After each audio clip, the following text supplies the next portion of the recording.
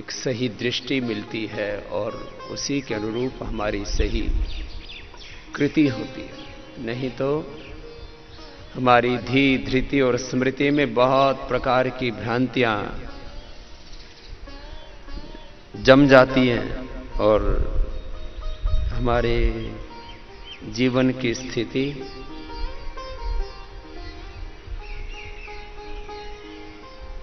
विपरीत हो जाती है। सूक्ष्म व्यायाम के उपरांत अब नित्य प्रति का जो योगाभ्यास है, कम से कम 1 घंटा आसन व्यायाम, प्राणायाम और थोड़ा सूक्ष्म रूप से ही ध्यान सबको करना चाहिए। वो हम प्रतिदिन करवाते हैं।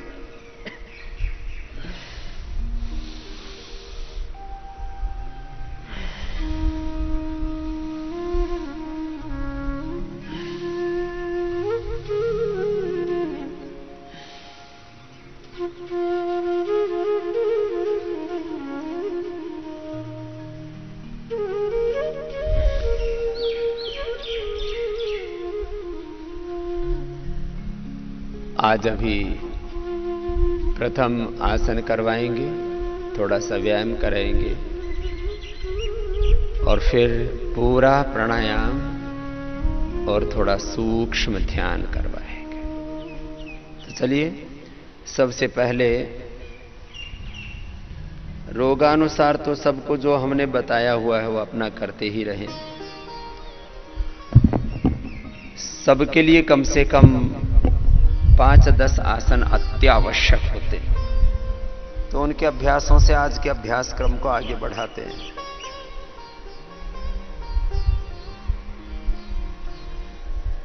हम रोज भजन के साथ, कीर्तन के साथ,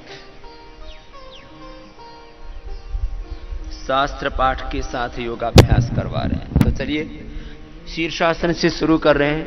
वैदिक गुरुकुलम के ब्रह्मचारी भाई हमारे एक प्रार्थना का उच्चारण कर लेंगे और सभी प्रार्थना पूर्वक योग के पुरुषार्थ में आगे बढ़ेंगे। एकाग्रता पूर्वक योग का अभ्यास।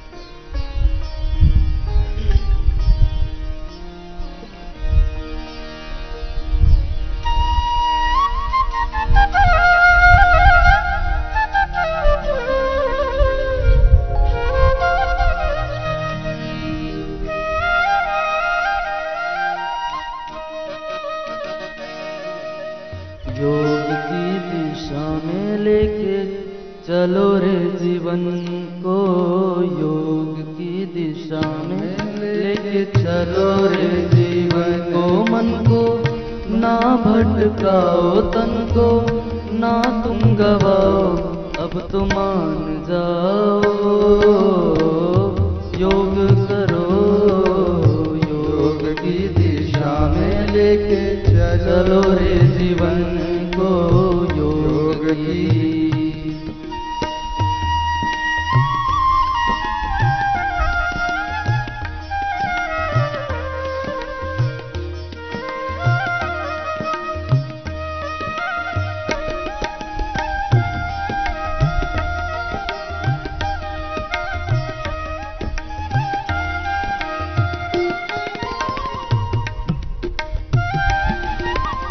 जो तुम योग करोगे ना तो जीवन में होगा दुख अपार।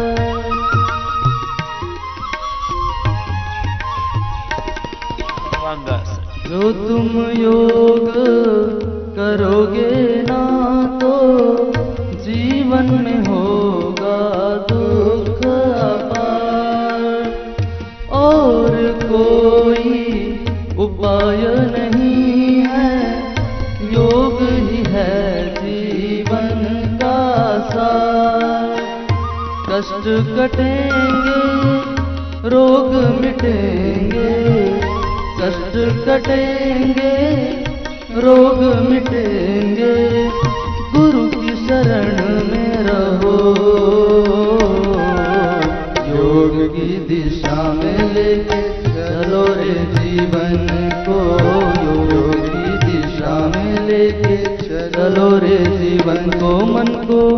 ना भटकाओ तन को, ना तुम गवाओ, अब तुम मान जाओ। योग करो, योग की दिशा में लेके चलो रे जीवन को योग की। सर्वांगासन के बाद हलासन।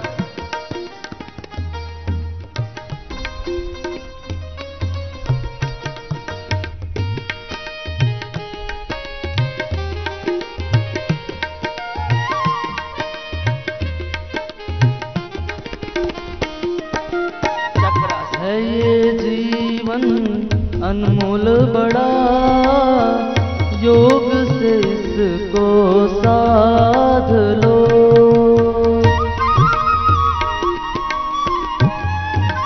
पश्चिमोत्तानासन। है ये जीवन अनमोल बड़ा, योग से इसको साध लो। प्राणायाम करके योग से तुम मन को डोर से बांध लो। प्राणायाम करके मन को तुम संयम की डोर से बांध लो। योग मुद्रासन। वैदिक संस्कृति को अपनाओ, जीवन में सुख शांति पाओ। सुनो अब ना भटको, योग की दिशा में लेके चलो रे जीवन को। योग की दिशा में लेके चलो रे जीवन को।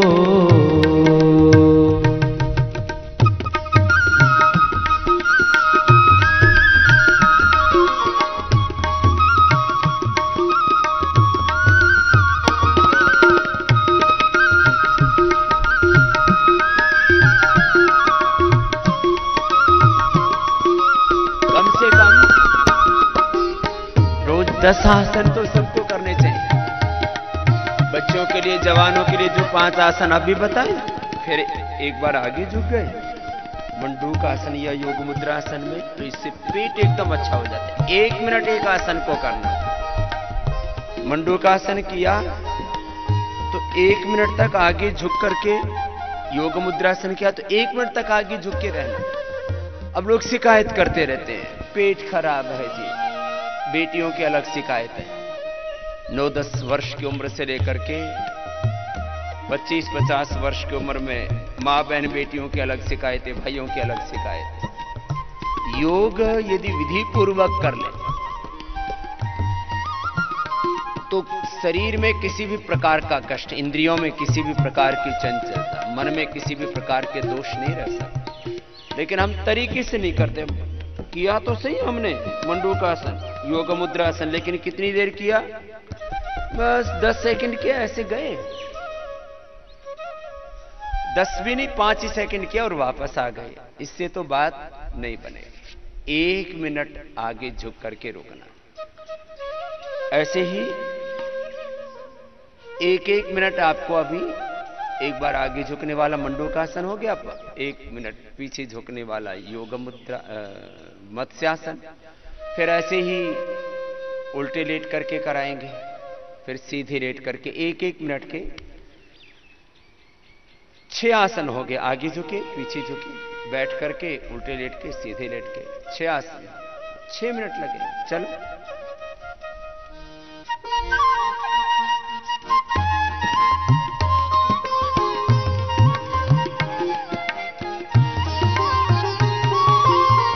पुरुषार्थ का अब बेड़ा उठाओ, होगा जीवन में अभ्युदय।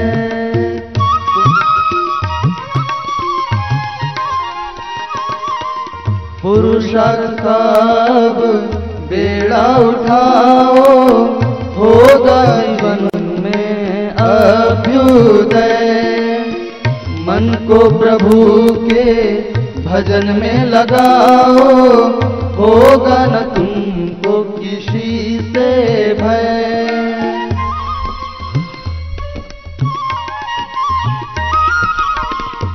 पुरुषार्थ का तुम बेड़ा उठाओ, होगा जीवन में अभ्युदय। मन को प्रभु के भजन में लगाओ, होगा न तुमको किसी से भय।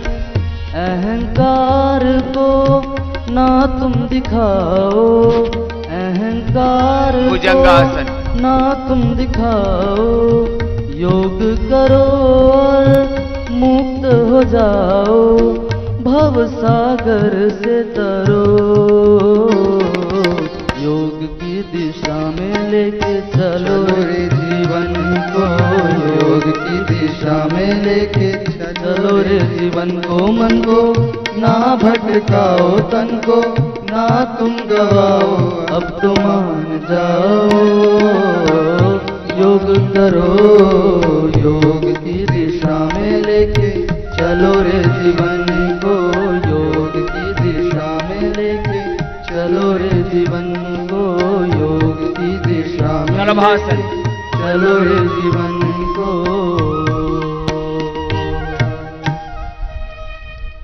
ऐसे एक एक मिनट एक एक आसन कर ले धैर्यपूर्वक, तो शरीर में रोगों का डेरा बसेरा नहीं रहेगा।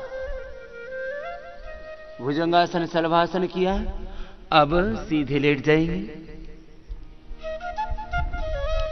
1 मिनट तक पैरों को उठा करके रखेंगे संतुलन के लिए। नौकासन या उत्तान पादासन, दोनों ही आसन अत्यंत लाभप्रद है शरीर के लिए। लेकिन 1 मिनट से पहले नीचे नहीं आना।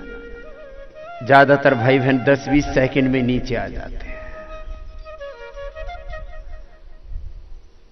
जो करें विधि पूर्वक करें। योगाभ्यास से लेकर के, विद्याभ्यास से लेकर के, जीवन के जो भी व्रत हैं उनका अभ्यास विधि पूर्वक हो। हर एक कार्य करने का एक विधान है, एक प्रोटोकॉल है। योग का एक बड़ा प्रोटोकॉल मैंने प्रथम ही कहा, भगवान की शरणागति में रहना और जो भगवान का विधान है उसका 100% पालन करना। ऐसे उत्तान पादासन 1 मिनट तक करें, या नौकासन।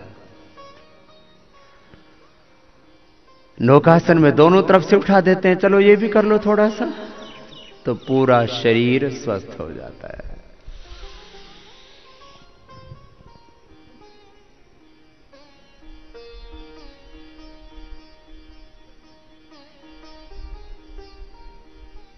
पूरी एकाग्रता से, पूरी सहजता से, पूरी तन्मयता से करना होता है।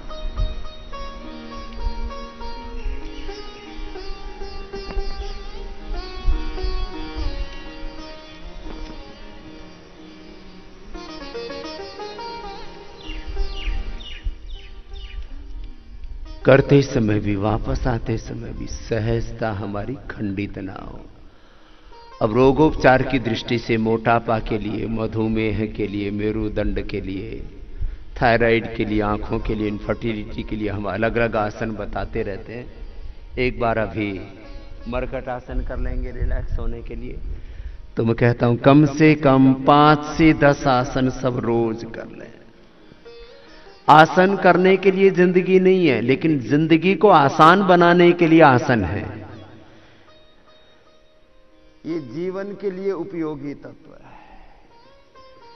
जीवन अनादि है, अनंत है। जीवन में अनंत ज्ञान है, अनंत सामर्थ्य है, अनंत पुरुषार्थ है, अनंत ज्ञान शक्ति, अनंत भाव शक्ति, अनंत क्रिया शक्ति हमारे भीतर है। हम उसको जाने, उसको जगाएं, उसको उपयोग में लाएं। यही तो योग की महिमा है। ये तो हो गए आसन। अब बाएं करवट लेकर के बैठ जाएंगे। कम से कम 5 से 10 आसन प्रतिदिन ऐसे विधि पूर्वक करें। फिर व्यायाम कितना? तो हमने सबको बोल रखा है कम से कम 10 से 20 मिनट का तेज व्यायाम। अब जो ये नहीं करेंगे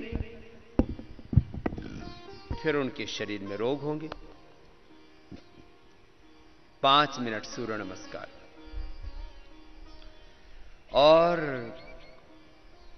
जो परंपरागत व्यायाम दंड बैठक हम बताते हैं, अब सब फिजिकल वर्कआउट के नाम पर सारे देश नहीं पूरी दुनिया में यही कर रहे हैं, क्योंकि सबने देख लिया है कि जो कृत्रिम उपाय हैं जीवन जीने के वो दोषपूर्ण हैं, उनके बहुत ज्यादा कॉम्प्लिकेशंस हैं, बहुत ज्यादा साइड इफेक्ट्स हैं। चाहे वो दवा के तौर पर है, चाहे वो व्यायाम के तौर पर है, चाहे वो शिक्षा के तौर पर है, चिकित्सा के तौर पर, खेती के तौर पर, चाहे बिहेवियर के तौर पर, चाहे रिलेशनशिप के तौर पर, जितनी भी कृत्रिमता है वो हमारे लिए घातक है।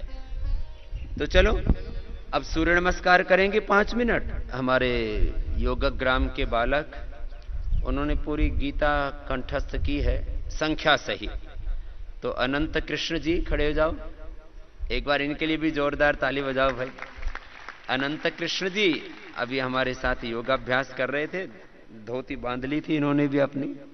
और युधिष्ठिर जी, एक बार दोनों बच्चे बहुत हमारे बहुत सुशील हैं और बहुत ही शालीन हैं, सात्विक हैं। देखो खाली शास्त्र स्मरण करना ही बड़ी बात नहीं है, शास्त्र तो स्मरण कर ही रहे हैं। शास्त्र स्मरण करने के साथ साथ शास्त्रों में जैसा कहा है वैसे जीना भी है। पहले शास्त्र कंठस्थ करते हैं, फिर शास्त्र में जैसे कहा वैसे जीते हैं। तो हमारे दोनों ही बच्चे अनंत कृष्ण जी और युधिष्ठिर जी बहुत ही सुशील, बहुत ही विनम्र, सात्विक और जैसे दिव्य होना चाहिए बच्चों का, ऐसा इनका दिव्य व्यक्तित्व है। दोनों को बहुत बहुत आशीर्वाद है। तो अभी आप गीता का पाठ करो। इनको माइक दे दो भाई, दो आप इधर ही आ जाओ। चलो हाँ, उठाओ अपना कटी वस्त्र, आप इधर आ जाओ योगाभ्यास के लिए। चलो सूर्य नमस्कार करते। तो लंबे लंबे श्वास, ये तो छोटे बच्चों से अभी करवा रहे हैं, जिससे कि सारे देश के बच्चों को प्रेरणा मिले कि छोटे छोटे बच्चे पूरी श्रीमद् भगवद गीता याद कर चुके हैं,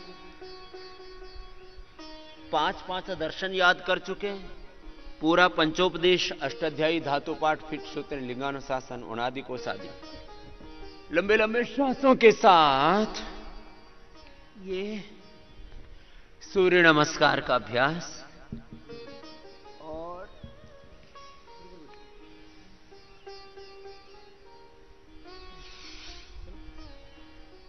कहीं कहीं से इनसे हम बोलते रहेंगे, वहीं से ये गीता सुनाते रहेंगे। योगस्थः कुरु कर्माणि से शुरू कर देंगे, जो हम श्लोक बोले उससे आगे बोलते रहेंगे, क्योंकि पूरी गीता कंठस्थ की है। और जिसका आगे नंबर पूछेंगे वो नंबर भी बता देंगे, पूरे प्रामाणिकता से याद किए। ऐसे लंबे लंबे श्वास शुरू करो बेटा। ओम श्री परमात्मने नमः। योगस्थ कुरु, जैसे जैसे श्लोक बोले ना उसे आगे आगे सुना।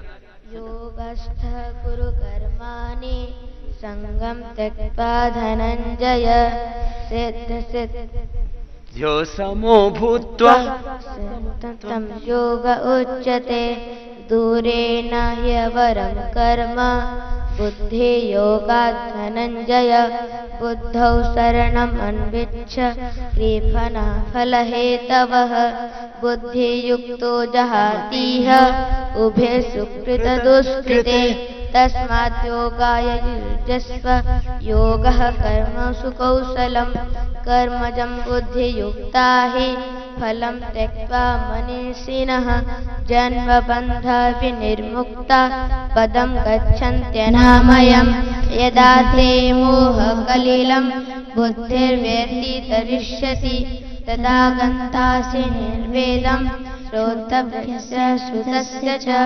श्रुतिविप्रतिपन्ना ते यदा शासयति निश्चला समाधावचला बुद्धिस्तदा योगम् अवाप्स्यसि अर्जुन उवाच स्थितप्रज्ञस्य का भाषा समाधिस्थस्य केशव स्थितधि किं प्रभाषेत किमाश्रित व्रजेत किं श्रीभगवानुवाच प्रजाहाति यदा कामान् सर्वान् पार्थ मनोगतान् आत्मन्येवात्मना तुष्टः स्थितप्रज्ञस्तदोच्यते दुःखेष्वनुविघ्नमनः सुखेषु विगतस्पृहः वीतरागभयक्रोध स्थिताधिमुनिरुच्यते। तो ये तो स्थित प्रज्ञ की परिभाषा भी होगी।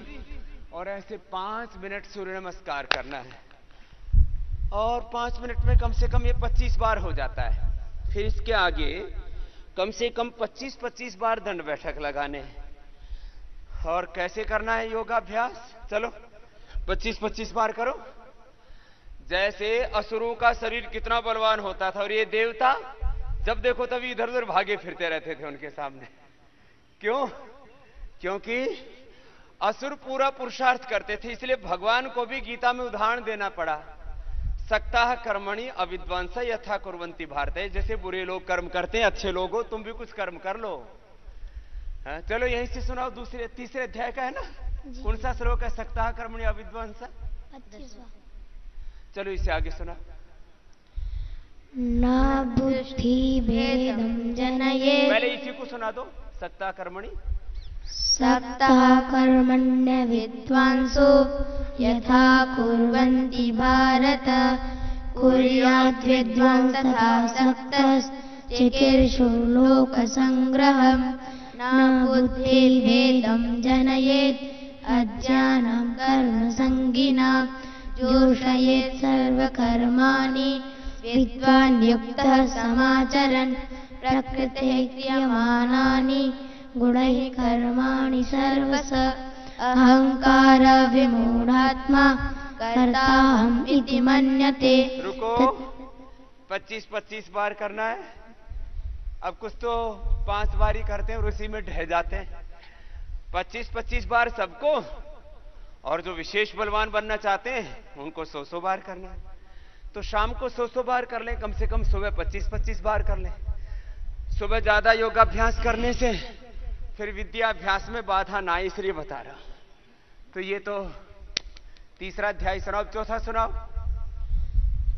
अथ चतुर्थोऽध्यायः श्रीभगवानुवाच इमं विवस्वते योगं प्रोक्तवानहमव्ययम् विवस्वान्मनमे प्राह मनुरिक्ष्वाकवे ब्रवीत् एवं परम्परा प्राप्तम् इमं राजर्षयो विदुः सकाले नेह माता योगो नष्टः परन्तप स एवायं मया तेद्य योगः प्रोक्तः पुरातनः भक्तोऽसि मे सखा चेति रहस्यम् एतदुत्तमम्। अर्जुन उवाच अपरं भवतो जन्म परं जन्म विवस्वतः कथं एतद्विजानीयाम् त्वमादौ प्रोक्तवानिति। श्रीभगवानुवाच बहूनि मे व्यतीतानि जन्मानि तव चार्जुन तान्यहं वेद सर्वाणि न त्वं वेत्थ परन्तप। रुक जाओ, अब नीचे बैठो। ये तो थोड़ी थोड़ी गीता सुन रहे हैं, इनसे इनकी पूरी गीता हो जाएगी, आपका पूरा व्यायाम हो जाएगा। 25-25 बार अब कम से कम 4 दंड लगानी है, तो 100 बार हो जाएंगी दंड तुम्हारी। ठीक है? तो सबसे पहले वक्ष विकासक दंड लगेगी 25 बार, फिर 25 बार सर्प दंड लगेगी, फिर 25 बार विश्व दंड लगेगी और अंत में फिर साधारण दंड पर लाएंगे। चलो अब 5वां अध्याय सुनाओ बेटा। अथ पंचमोऽध्यायः गर्दन सीधी, कमर सीधी। उवाच सन्न्यासं कर्मणां कृष्ण पुनर्योगं च संससि यच्छ्रेय एतयोरेकं तन्मे ब्रूहि सुनिश्चितम्।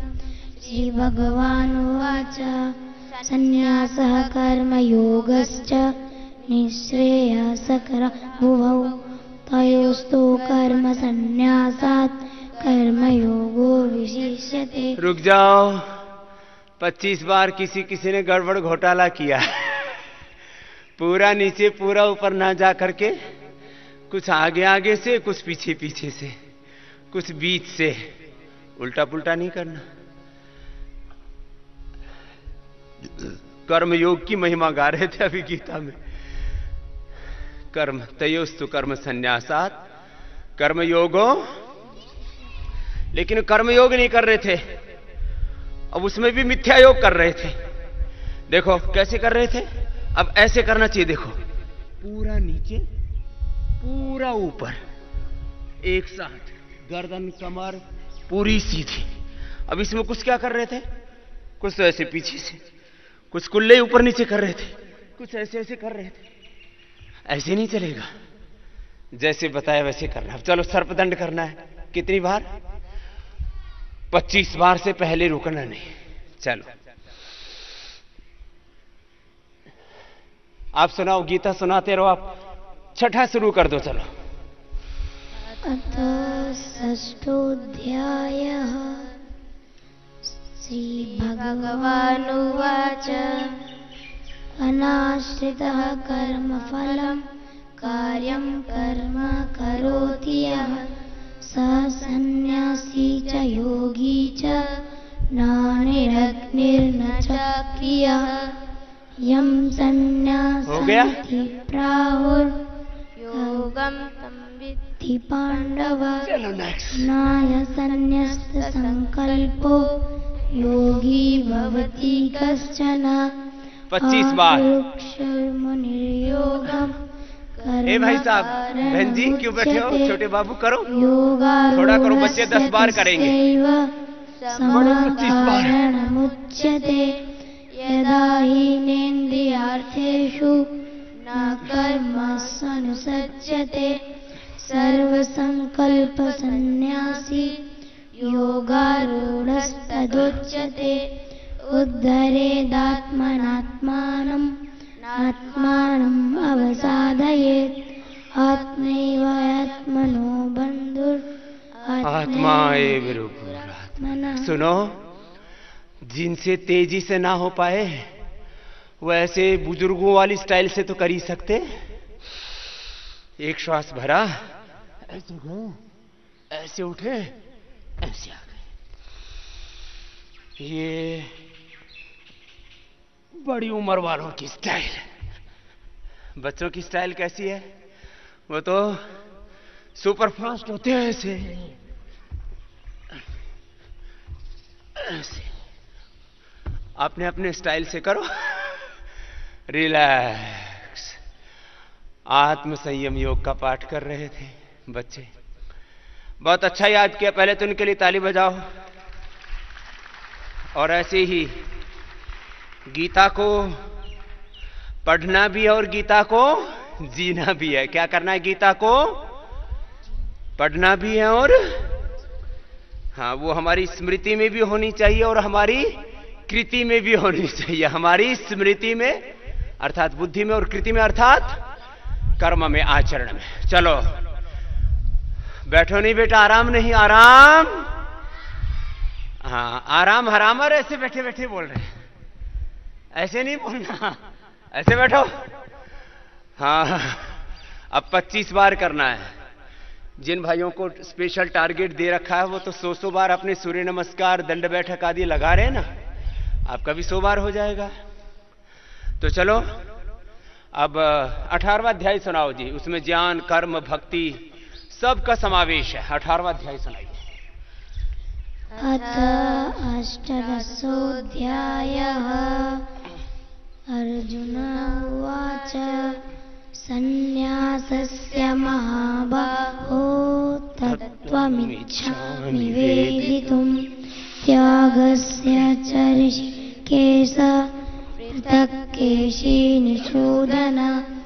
श्रीभगवानुवाच काम्यानां कर्मणां कृष्ण सन्न्यासं कवयो विदुः सर्वकर्म फलत्यागं प्राहुस्त्यागं विचक्षणा त्याज्यं दोषवदित्ये कर्म प्राहुर्मनीषिणा यज्ञदान तपः कर्म नात्याज्यम् इति चापरे निश्चयं शृणु मे तत्र त्यागे भरत सत्तमा त्यागो हि पुरुषो व्याघ्र त्रिविधा संप्रकीर्तिता न तपः कर्म नात्याज्यं कार्यमेव तत् यज्ञदानं तपश्चैव पावनानि मनीषिणाम् एतान्यपि तु कर्माणि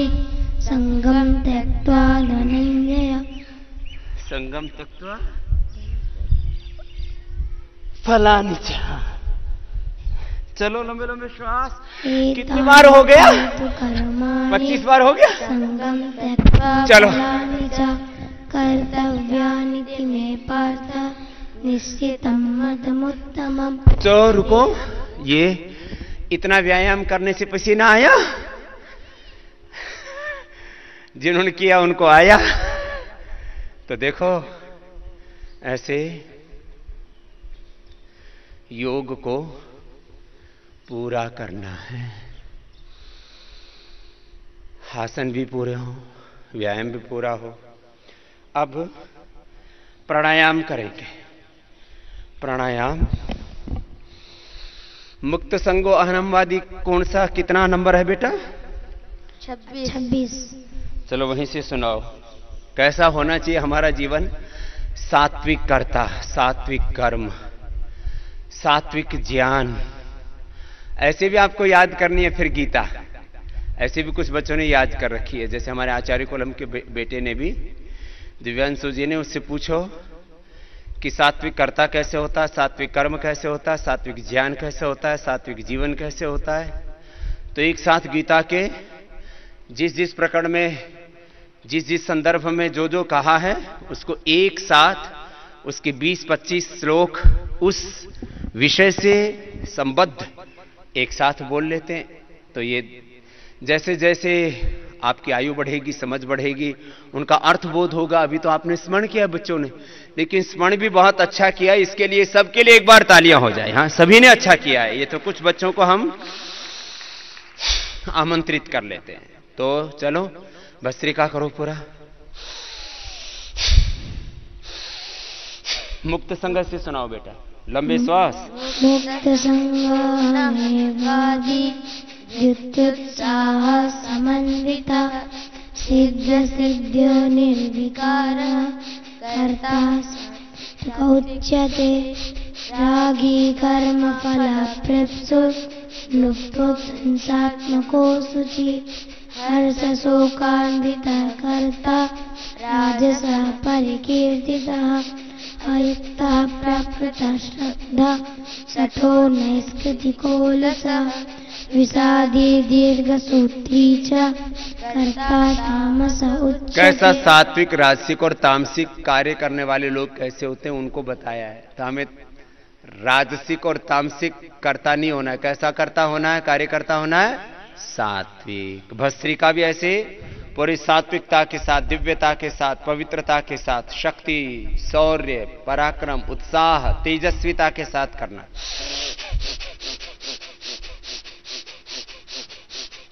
आगे सुनाओ बेटा।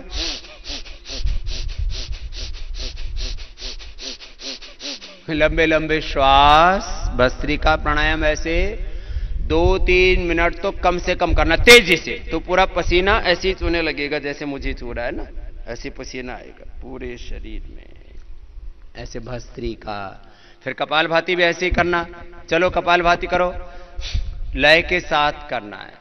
और लय के साथ करते हुए श्रीमद् भगवद गीता का पवित्र श्लोक है, मन मना भव मद भक्तो, 18वें अध्याय का कितना नंबर है? 65। ठीक बता रहे हैं? मैंने अभी रखी भी नहीं है भगवद गीता, मेरे को नंबर सहित याद नहीं है, तो इन्होंने नंबर सहित भी याद कर रखी। और इससे आगे सर्वधर्मान परित्यज्य, सर्वधर्मान परित्यज्य मामेकम शरणम व्रज। तो और इसका अर्थ क्या है? माने जितने भी ये विकारी धर्म हैं, जितना भी अज्ञान, अश्रद्धा और अकर्मण्यता जनित जो भी अशुभ है, असुरत्व है, इसको छोड़ करके आत्मधर्म में आ जाओ, भागवत धर्म में आ जाओ। और जो फिर आत्मा परमात्मा का, वेद का, शास्त्र का विधान है वैसे जियो। यह है सर्वधर्मान परित्यज्य माम एकम शरणम व्रज। भगवान की शरण में, गुरु की शरण में रहना, और जैसे गुरु और भगवान का विधान है वैसे जीना। चलो यहां से सुनाओ बेटा, सर्वधर्मान परित्यज्य से आगे सुनाओ। सर्वधर्मान् परित्यज्य मामेकं शरणं व्रज। अहं त्वा सर्वपापेभ्यो मोक्षयिष्यामि मा शुचः। तपस्काय न भक्ताय कदाचन न चाशुशुष्णुवे वाज्यं न च मां योऽभ्यसूयति। य इमं परमं गुह्यं मद्भक्तिस्व विधास्यति। भक्तिं मयि परां कृत्वा मामे वैश्यत्य संशय। न च तस्मान् मनुष्येषु कश्चिन्मे प्रियकृत्तमः भविता न च मे तस्मात् अन्य प्रियतरो भुवि। अदृश्यते च य इमं धर्म्यं संवादमावयो। ज्ञानयज्ञेन तेनाहम् इष्टस्यामिति मे मति। तो ये ज्ञान यज्ञ है गीता, और उस ज्ञान को आचरण में लाना ये कर्म यज्ञ है। उसी ज्ञान के अनुरूप अपने हृदय में श्रद्धा रखना ये श्रद्धा यज्ञ है, और पूरा जीवन ही यज्ञ है। जैसे भगवान ने कहा है वैसे जो जीते हैं, फिर उनका मोह, उनका अज्ञान, उनके भीतर की अश्रद्धा, उनके भीतर की अकर्मण्यता, उनका सुरत्व समाप्त हो जाता है, और उनके भीतर ज्ञान का, श्रद्धा का, कर्म का, पुरुषार्थ का, दिव्यता का, देवत्व का, ऋषित्व का उनके भीतर जागरण होता है। नष्टो मोह से सुनाओ बेटा। नष्टो मोह स्मृतिर्लब्धा त्वत्प्रसादात् मयाच्युता। स्थितोऽस्मि गतसन्देहः करिष्ये वचनं तव। संजय उवाच इत्यहं वासुदेवस्य पार्थस्य च महात्मना संवादम् इमं श्रोषम् अद्भुतं गोमहर्षणं। व्यासप्रसादात् चितवान् एतद् गुह्यमहं परं। योगं योगेश्वरात् कृष्णात् साक्षात् कथयतः स्वयं। स्मृत्य संस्मृत्य बादं इममद्भुतं। नयो पुण्यं स्यामि च मुहुर्मुहुः। तच्च संस्मृत्य संस्मृत्य रूपमद्भुतं हरे। नयो मे महान् राजन् स्यामि च पुनः पुनः। यत्र योगेश्वरो कृष्णो यत्र पार्थो धनुर्धरः तत्र श्रीविजयो भूतिर्ध्रुवा नीतिर्मतिर्मम। ध्रुवा नीतिर्मतिर्मम। ॐ तत्सदिति श्रीमद्भगवद्गीतासु उपनिषत्सु ब्रह्मविद्यायां योगशास्त्रे श्रीकृष्णार्जुन संवादे मोक्षसंन्यासयोगो नाम अष्टादशोऽध्यायः। चलो भाई, बहुत बहुत अभिनंदन इन बच्चों का। अब योग शास्त्र के साथ ये मोक्ष शास्त्र का भी अध्ययन कर रहे हैं। विद्या शास्त्र में सब प्रकार की विद्याओं में, अपरा परा विद्याओं में निष्णात हो रहे हैं छोटे छोटे बच्चे। यही है इस भारत में आध्यात्मिकता की प्रतिष्ठा, दिव्यता की, आर्यत्व की प्रतिष्ठा। एक तो बाहर का असुरत्व है, वो भी हमें मिटाना है, लेकिन पहले भीतर का, जिसके लिए वेदों में कहा इंद्रम वर्धन्तो अप्तरः किण्वन्तो विश्वमार्यम। अपने आप को समग्रता से दिव्यता में, देवत्व में, ऋषित्व में हम ढालें, इसका यह अर्थ है। विश्वम का अर्थ संपूर्ण। इंद्रम वर्धन्तो अप्तरः किण्वन्तो विश्वमार्यम। समग्रता से हम अपने आप को आर्यत्व में, दिव्यत्व में, देवत्व में, ऋषित्व में, ब्रह्मत्व में ढालें। इंद्रम वर्धन्तो अप्तरः किण्वन्तो विश्वमार्यम अपघ्नन्तो अरावणः। जो भी अपने भीतर असुर प्रवृत्तियां हैं, अशुभ वृत्तियां हैं, उन सबको मिटा दें, हटा दें। यही है यदा यदा हि धर्मस्य ग्लानिर्भवति भारत अभ्युत्थानम धर्मस्य तदात्मानं सृजाम्यहम् परित्राणाय साधूनां विनाशाय च दुष्कृताम्। जो दुष्कृत हैं, अपने भीतर के दुष्चरित हैं, उनको हम मिटाएं, तब फिर आगे बढ़ पाएंगे। इसको हम कहते हैं आत्म निर्माण से लेकर के आत्मनिर्वाण की, और आत्मनिर्माण से लेकर के युग निर्माण की साधना है हमारी। तो बच्चों ने ये गीता पाठ सुनाया। ऐसे तो हम रोज आपको प्रोत्साहित करते हैं कि आपको योगाभ्यास में, विद्याभ्यास में, व्रताभ्यास में प्रथम कोटि का बनना है। ऐसे ही आपको जीवन के पथ पर आगे बढ़ना है। ये तो हुई छोटे बच्चों की बात। आप भी बेटा आप कपालभाति कर लो। बहुत अच्छा सुनाया आप दोनों ने, कृष्ण जी ने और युधिष्ठिर जी ने। युधिष्ठिर नाम बहुत थोड़े लोगों का होता है, लेकिन हमारा युधिष्ठिर, वो उसी युधिष्ठिर ने तो कुछ गलतियां भी कर दी थी। ये युधिष्ठिर ऐसे हैं, उनको भी धर्म का अवतार माना जाता है, धर्मराज माना जाता है। धर्म में वो प्रतिष्ठित थे। अब एक दो भूलें किसी ने कर दी तो वो भूलें में अपने को नहीं करना है। अपने पूर्वजों का चरित्र अपने सामने रखना मैं बार बार कहता हूं, और उनकी चरित्र से दिव्य प्रेरणाएं लेकर के उन्हीं का अपने आप को प्रतिरूप बना करके, प्रतिनिधि बना करके चलो कपालभाति करते रहो। ऊंचा उठाना है। अब 3 शब्दों के ऊपर मैं छोटी छोटी चर्चा करूंगा। कपालभाति कर लेंगे, कपालभाति करते करते थक जाएंगे तो अनुलोम विलोम कर लें। What is the purpose of life? What is the goal of life? What is the real entrepreneurship of life? What is the real wealth and prosperity of life?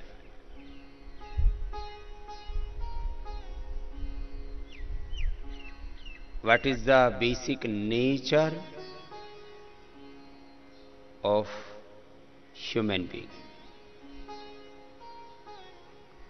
What is the basic desire of all souls?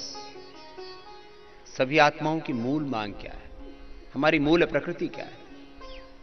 हमारे जीवन का मूल स्वभाव क्या है? और हमारे जीवन का प्रयोजन क्या है?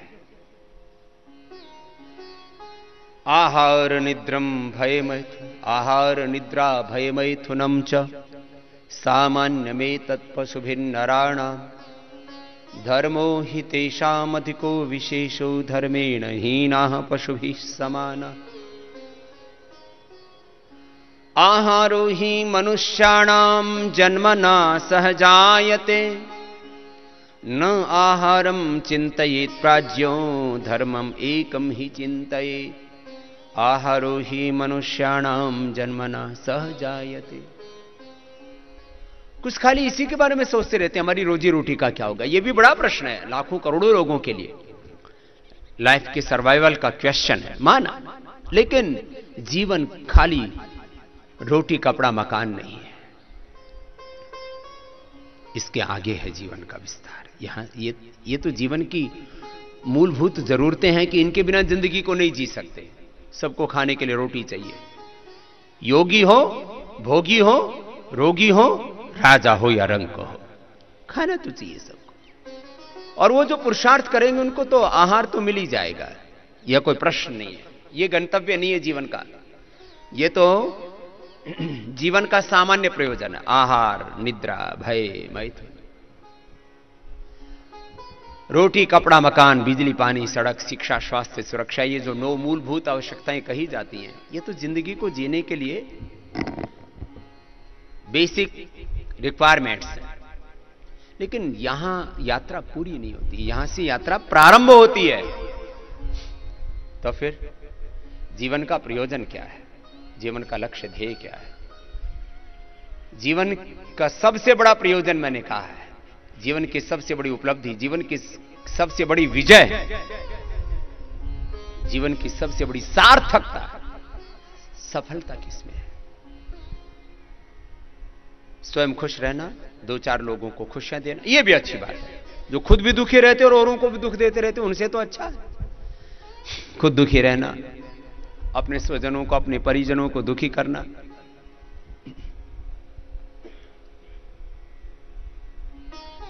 हर पल गफलत में जीना, उलझन में जीना, संशय में जीना, भ्रम में जीना, और ऐसे ही गफलत में जिंदगी बीत जाती है।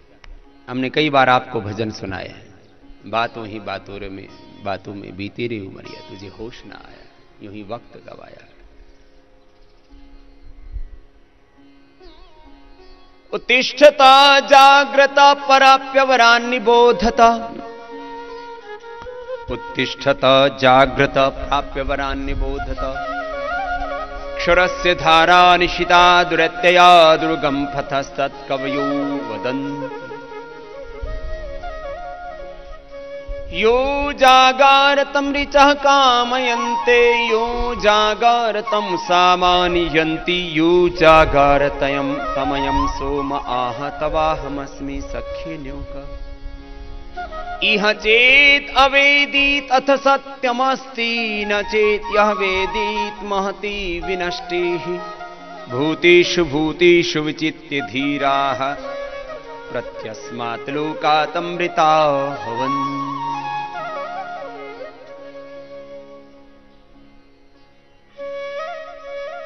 बहुत जागरण गीत सुनाए, उठ जाग मानव जाग, आलस्य निग्रह त्याग।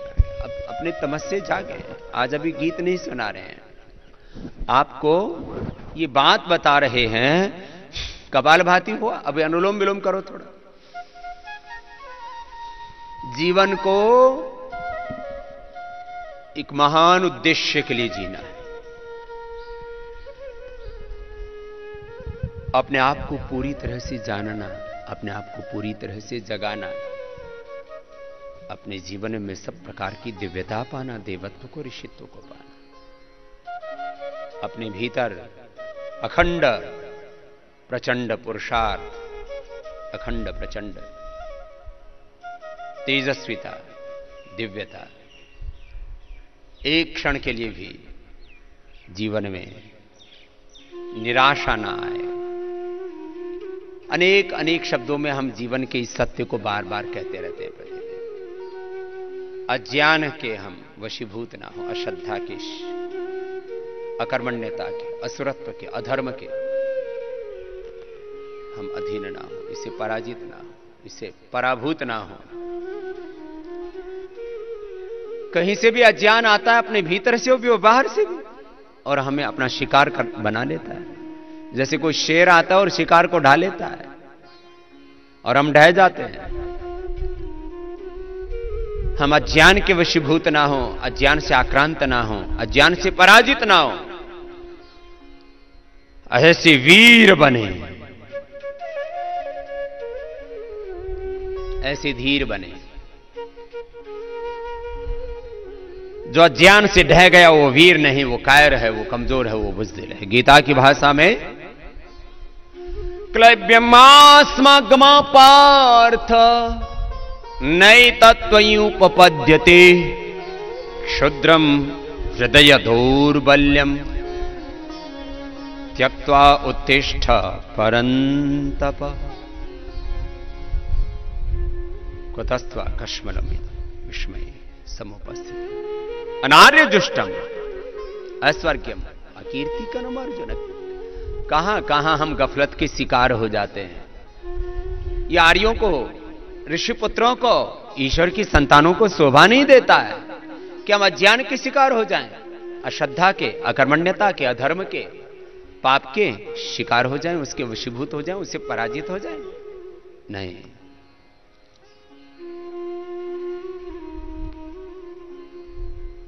अनुलोम विलोम करो। आपको एक भजन सुनाया था ना, उसकी दो अंतरा सुनाओ हरि। हाँ, कायर सके ना झेल फकीरी सुनाया था ना। ये वीरों का मार्ग क्यों कहा जाता है? योग और अध्यात्म, ये भगवान का पथ कायर कमजोरों का नहीं। कुछ लोग कहते हैं, बोले जो कायर कमजोर बुज़दिल होते हैं, पलायनवादी होते हैं, वो साधु सन्यासी बन जाते हैं।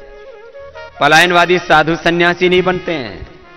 पलायनवादी तो दारू बीड़ी सिगरेट शराब पी करके और मैं खानों में पड़े रहते हैं, मधुशाला में पड़े रहते हैं।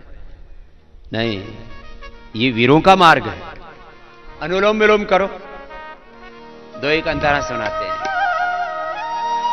जो सारे संसार के इस चक्रव्यूह को भेद सके और जिनको दुरासदम कहा है गीता में, काम को, क्रोध को, लोभ को, मोह को, अहंकार को, इन विकारों के सामने अच्छे अच्छे ढह जाते हैं।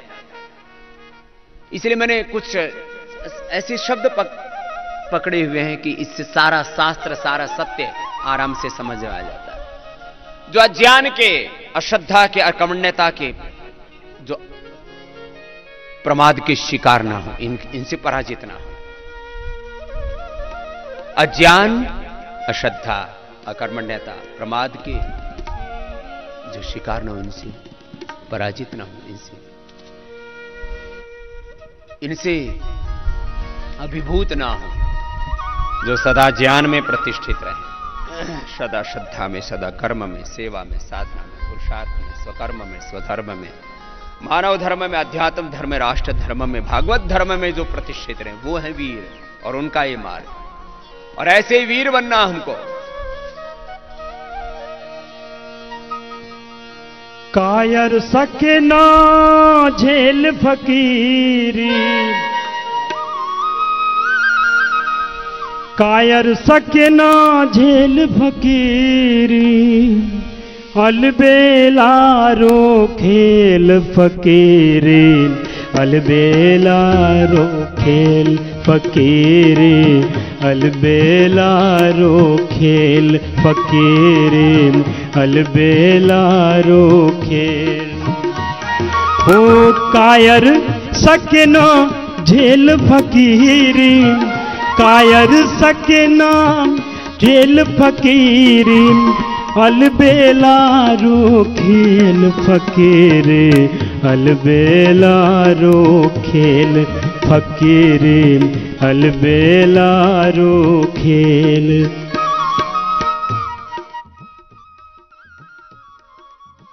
किसी आदमी को बोले ना कोई व्यक्ति कि तू तो बड़ा कायर है, तू तो बड़ा भीरू है, तू तो बड़ा कमजोर है, तू तो किसी की भी गुलामी में जी रहा है। गुलामी प्रथा को बहुत बड़ा बुरा माना जाता है, लेकिन हम काम के, क्रोध के, लोभ के गुलाम हो जाते हैं। कोई स्त्री किसी पुरुष की या कोई पुरुष किसी स्त्री का गुलाम हो जाए तो उसको बहुत ओछा माना जाता है, घटिया माना जाता है। बोले ये आदमी तो इसका गुलाम है, ये तो उसका गुलाम है। हम पराधीनता में नहीं जीना चाहते। ये योग, ये अध्यात्म, ये पूर्ण स्वाधीनता का मार्ग है। इसको पूर्ण स्वराज्य का मार्ग है, भीतर का स्वराज्य। स्वराज्य वेदों में भी स्वराज्य सूक्त है, उपनिषदों में भी स्वराज्य की बात है। ये भीतर के का स्व, ये भीतर की निजता, ये भीतर की दिव्यता, ये भीतर की पूर्णता, ये भीतर की पूर्ण पवित्रता, पूर्ण विवेक, पूर्ण श्रद्धा, पूर्ण पुरुषार्थ, पूर्ण परमार्थ, पूर्ण दिव्यता, पूर्ण सात्विकता हमारे जीवन में आ जाए, इसका मार्ग है। चलिए थोड़ी देर और कपालभाति करते हैं। अभी रोज कपालभाति, अनुलोम विलोम लंबा करवाते हैं, फिर भ्रामरी उद्गीत आपको सबको करवाते हैं। और जैसे हमने पतंजलि गुरुकुलम के संदर्भ में कहा, ऐसे ही वैदिक गुरुकुलम, वैदिक कन्या गुरुकुलम, जिसके भाई बहन यहां पर मेरे सामने उपस्थित है, और इसके पीछे एक बड़ा प्रयोजन है। इसके पीछे है प्रयोजन है जीवन को पूरी तरह से जानना। भगवान ने, मैं बार बार कहता हूं, बिना किसी भेदभाव और पक्षपात के हम सब मनुष्यों को समान रूप से, फिर से बोल रहा हूं, भगवान ने बिना किसी भेदभाव पक्षपात के, कोई जाति का, कोई मजहब का, कोई प्रांत का, कोई भाषा का, कोई देश का, कोई रंग रूप का, कोई स्त्री पुरुष का, कोई भेदभाव नहीं, गरीब अमीर का कोई भेदभाव नहीं। भगवान ने बिना किसी भेदभाव पक्षपात के हम सब भाई बहनों को समान रूप से अनंत ज्ञान, अनंत संवेदना, अनंत विद्या विभूति ऐश्वर्य, अनंत देवत्व, अनंत ऋषित्व, अनंत ज्योति से, अनंत प्रकाश से, अनंत ऊर्जा से, अनंत शौर्य से, अनंत पराक्रम से, अनंत तेजस्विता से, जिसको श्रीमद् भगवत गीता में दैवी संपद का सबको कहा कि तुम सभी दैवी संपद के साथ पैदा हुए हो, खाली अर्जुन की बात नहीं है। मां शुचः संपदम दैवीम अभिजातोसी।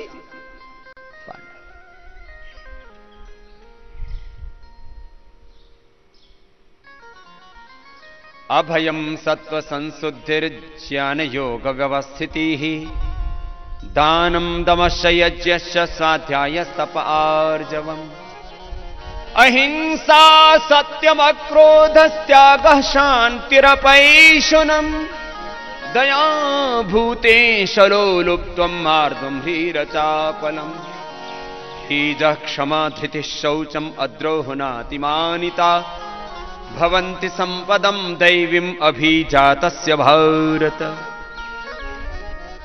दैवी संपद विमोक्षाय निबंधाया सुरीमता, मां शुचः संपदं दैवीम् अभिजातोऽसि पांडव। प्रतीकात्मक रूप से अर्जुन को कहा जा रहा है, हम सब के लिए सत्य है, हम सब दैवी संपद के साथ पैदा हुए, सब प्रकार की दिव्यता, देवत्व, ऋषित्व, ब्रह्मत्व के साथ हमारा जन्म हुआ इस धराधाम पर। अहमेव स्वयं इदं वदामि जुष्टं देवेभिरुतमानुषेभिः, यं कामयितं तम् उग्रं प्रणौमि तं ब्रह्माणं तं ऋषिं तं सुमेधाम्। भगवान की प्रतिज्ञा है, और जो एक क्षण के लिए भी इस संकल्प में प्रतिष्ठित हो जाता है, फिर उसका उद्धार हो जाता है, बस उससे नीचे नहीं आना। क्षिप्रम भवति धर्मात्मा शाश्वत शांतिम न गच्छति, कौन्तेय प्रतिजानीहि न मे भक्तः प्रणश्यति। तो कैसे बनना है हमें? ऐसे बनना है हमें कि अभी क्षण के लिए भी इस देवत्व से, ऋषित्व से, इस अपने आत्म चेतना से, अपने आत्म स्वरूप से नीचे नहीं आना। अपने स्वरूप में रह करके अपने स्वधर्म का, अपने विद्या धर्म का, योग धर्म का, अपने मानव धर्म का, अपने मातृपितृ धर्म का, अपने ऋषि धर्म का, अपने राष्ट्र धर्म का निर्वहन करना। ऋषि ऋण को चुकाना है, अरे राष्ट्र बनाना है, तो मिल के बढ़ो मंजिल पे चढ़ो, चढ़ने का जमाना है, अरे राष्ट्र बनाना है, ऋषि ऋण को चुकाना। तो ऐसे देवत्व से कितने गीत गाए हमने, जिसके लिए इस देश की माएं गोद में लाल खिलाएं, समय वो आ गया है, समय वो आ गया है, पाले पोसे कष्ट उठाएं, अपना दूध पिलाएं, समय वो आ गया है, समय वो आ गया है, जिसके लिए इस देश की माएं गोद में लाल खिलाएं, समय वो आ गया है, समय वो। ऐ वीर धरा की जाग जरा, चित्कार कहां से आती है, इस देश की आन पे मिटने को भारत मां तुझे बुलाती है। उठ जाग मानव जाग रे, आलस्य निद्रा त्याग रे, अपना शौर्य जगा, स्वधर्म को निभा। अनुलोम विलोम कपाल भाती करते करते रोज हम ये जागरण गीत गाते रहते हैं। जागने का वक्त आ गया, खून है स्वदेश के लिए, आन है स्वदेश के लिए, आबरू का ये सवाल है, जान है स्वदेश के लिए। उमड़ता तूफान आज, घुमड़ता तूफान आज, इन दिलों में उठ गया। ऐसे एक जिनके भीतर तूफान उठा है, जिनके भीतर कुछ करने के अरमान है, बाकी तो सामान्य रूप से पैदा होना और खाना पीना और फिर मर जाना, ये जीवन का धर्म नहीं है, ये जीवन का कर्तव्य नहीं, ये जीवन का प्रयोजन नहीं, ये जीवन की सच्ची उपलब्धि नहीं, ये जीवन की सच्ची विजय नहीं है। ये जीवन का सच्चा शौर्य नहीं है, ये जीवन का पराक्रम नहीं है, ये वीरता नहीं है, ये तो कायरता है, ये तो भोग विलासिता है। इसलिए योग से हम अपने आत्म धर्म को जगा करके ब्रह्म धर्म में, वेद धर्म में प्रतिष्ठित होकर के स्वधर्म के, राष्ट्र धर्म के, मानव धर्म के निर्वहन के लिए अपने आप को हम तैयार कर रहे हैं यहां पर। और हमारे सभी ब्रह्मचारी भाई बहन, जिसके लिए मैंने ब्रह्मचर्य सूक्त पढ़ा था, ब्रह्मचारी शर्तिरोदसी उभे तस्मिन् देवाः सम्मनसो भवन्ति सदाधार पृथ्वीं दिवं च स आचार्यं तपसा पिपर्ति। ऐसा ब्रह्मचारी जो हमेशा ब्रह्म में प्रतिष्ठित रहता है, ब्रह्म माने आत्म स्वरूप में, ब्रह्म माने परमात्मा स्वरूप में, अपने आत्म धर्म में, ब्रह्म धर्म में, योग धर्म में, अपने स्वधर्म में रहता है। जो अपने स्वरूप में रहता है उसको सृष्टि की सारी दैवी शक्तियां आशीष देती है। तस्मिन् देवाः सम्मनसो भवन्ति सदाधार पृथ्वीं दिवं च। वो पृथ्वीलोक और द्युलोक को धारण करने का सामर्थ्य अर्जित कर लेता। और फिर एक श्लोक बोला था ना, सबने याद किया हुआ है ना, क्या बोला था? इमां भूमिं पृथ्वीं ब्रह्मचारी भीक्षामा जभार प्रथमो दिवं च ते कृत्वा समुधौ उपास्ति तयोरार्पिता भुवनानि विश्वा। और फिर वो कैसा बन के निकलता है? सारे संसार को वो दृष्टि देता है, सारे संसार के लिए मार्गदर्शन देता है, वो प्रेरणा बन जाता है। ऐसे ब्रह्मचारी भाई बहन तैयार कर रहे हैं। कैसे? चक्षुः श्रोत्रम यशो अस्मासु धेहि अन्नम्रेतो लोहि मुदरम तानि कल्पत ब्रह्मचारी सलिलस्य पृष्ठे तपोतिष्ठत् तप्यमानः समुद्रे सजातो सहस्रातो बभ्रो पिंगलः पृथिव्यां बहुरुचते। ऐसे आपको बनकर के निकलना है कि सारी दुनिया कहे भाई मुझे भी ब्रह्मचारी बनना है। ऐसे आपके भीतर बल की तेजस्विता हो, विद्या की तेजस्विता हो, शील की तेजस्विता हो। मैं बोलता हूं ना, शरीर से क्या बनना है सबको? बलवान। मस्तिष्क से बनना है प्रज्ञावान, हृदय से श्रद्धावान और आचरण से शीलवान और चरित्रवान। कि सारी दुनिया तुम्हारे बल का, तुम्हारी विद्या का, तुम्हारे श्रद्धा का, निष्ठा का, शील का, चरित्र का अनुसरण करे। यद्यदाचरति श्रेष्ठ, यद्यदाचरति श्रेष्ठ तत्तदेवेतरो जनः संयत प्रमाणम कुरुते लोक सदनुवर्तते। ऐसा अनुवर्तन करे सारा अस्तित्व तुम्हारा। ऐसा आपको बनना है, इसके लिए ये गीता पाठ सुना रहे हैं। ऐसे आप बन रहे हैं। और जो ऐसे अपने आप को बनाना चाहते हैं, पतंजलि गुरुकुलम के बारे में तो बहुत हमने बताया। वैदिक गुरुकुलम और वैदिक कन्या गुरुकुलम में ऐसे योगी, ऐसे कर्मयोगी, ऐसे विद्वान, ऐसे धर्मात्मा, ऐसे आत्मविद, ऐसे ब्रह्मविद, ऐसे वेदज्ञ तैयार कर रहे हैं। यही सच्चा भारत है। ऐसे जिनको बनना है कि मुझे जीवन को छोटे उद्देश्य के लिए नहीं जीना। सभी महापुरुषों ने इस बात को कहा और मैंने भी बार बार कहा है, छोटे उद्देश्यों के लिए जीना, छोटे उद्देश्यों के लिए जीवन को जीना, ये जीवन का तिरस्कार है, ये जीवन का अनादर है, अपमान है। महान उद्देश्य के लिए जीवन को जिए। और जो ऐसे जीना चाहते हैं उनको हम यहां वैदिक गुरुकुलम, वैदिक कन्या गुरुकुलम में जो 10वीं 12वीं पास कर चुके हैं, स्नातक परास्नातक हो चुके हैं, कुछ भाई बहनों को जैसे कल मैंने मंच पर बुलाया था, ऐसे सब आज मेरे सम्मुख यहां पर बैठे हुए हैं। दाई और बड़े हमारे ब्रह्मचारी भाई बहन, सन्यासी भाई और मेरे सन्यासिनी बहनें, विदुषी बहनें, जिन्होंने अपने जीवन में इस देवत्व को, इस ऋषित्व को, इस ब्रह्मत्व को इस योग विद्या को, इस ब्रह्म विद्या को, इस वेद विद्या को, अध्यात्म विद्या को धारण किया हुआ है। और जो किसी स्त्री की या किसी पुरुष की गुलामी में नहीं जीना चाहते, जो भोगों की दासता में नहीं जीना चाहते, संपूर्ण दासत्व से, सभी प्रकार की दुर्बलताओं से, पराधीनताओं से जो ऊपर उठ करके अपने पूर्वज ऋषि ऋषिकाओं की तरह अपने जीवन को एक महान उद्देश्य के लिए जीना चाहते हैं, उनको हम यहां वैदिक गुरुकुलम, वैदिक कन्या गुरुकुलम में आमंत्रित करते हैं। उसके लिए आस्था में नीचे स्क्रॉल भी चलाया हुआ होता है, आस्था संस्कार में, और वैदिक चैनल पर सभी आस्था संस्कार वैदिक सारे ये जो आध्यात्मिक चैनल हैं, इन पर हमने स्क्रॉल चलाया हुआ कि जो इस मार्ग की तलाश में,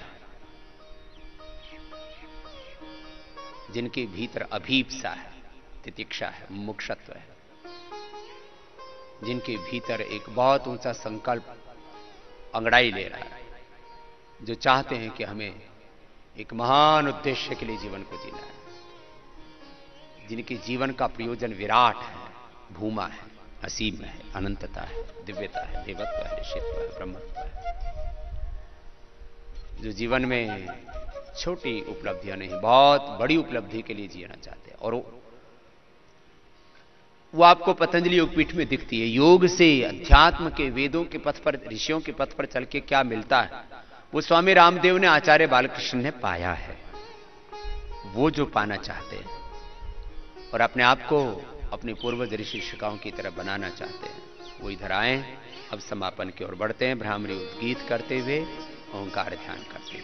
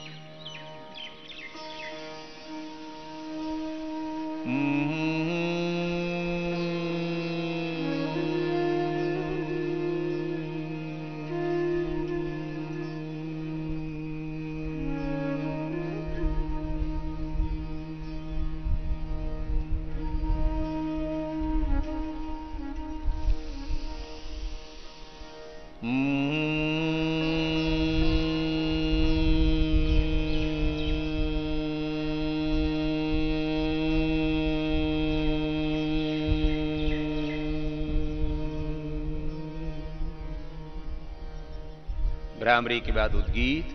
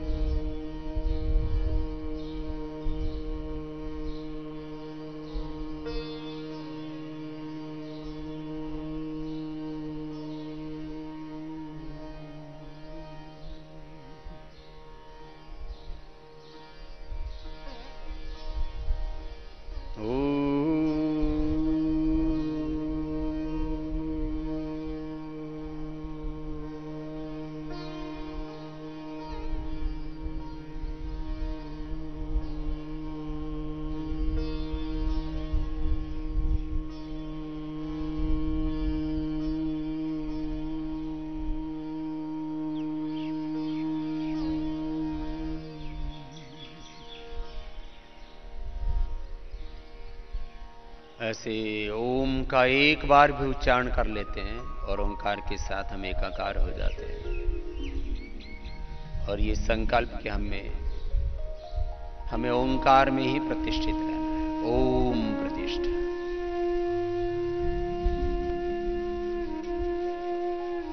ओंकार में प्रतिष्ठित अवस्थित रहने का मतलब होता है आत्मा अवस्थित रहना, ब्रह्म में अवस्थित रहना। ओम इति ब्रह्म।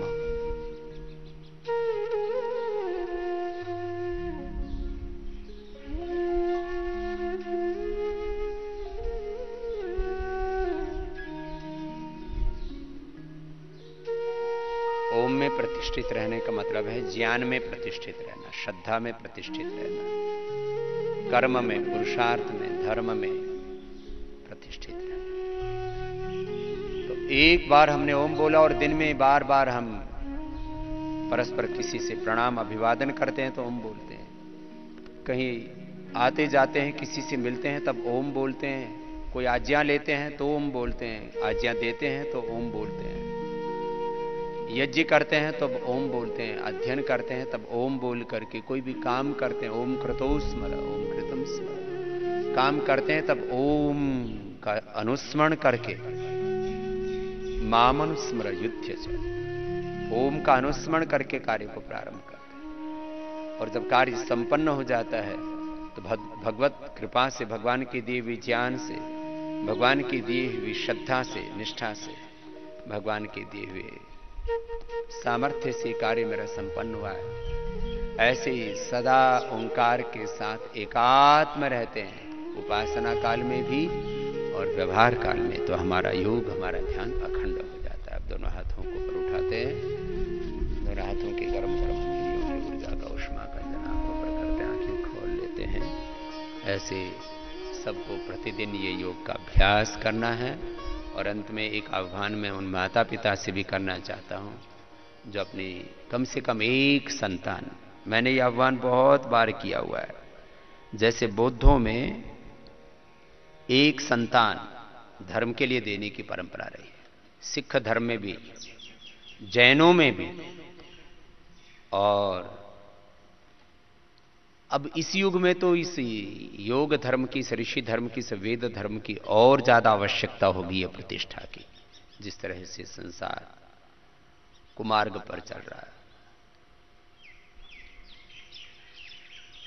इसलिए ऐसे माता पिता जिनके अपने ऋषि परंपरा में, अपने वेद परंपरा में निष्ठा है, और हम तो हैं उसी वेद परंपरा, ऋषि परंपरा के, माने या न माने, उनसे भी मेरा आह्वान कि अपने एक योग्य संतान, बेटा हो या बेटी, इस वैदिक गुरुकुलम और वैदिक कन्या गुरुकुलम के लिए, ऋषि कार्य के लिए, राष्ट्र कार्य के लिए, वेद कार्य के लिए, ईश्वरीय कार्य के लिए हम समर्पित करें।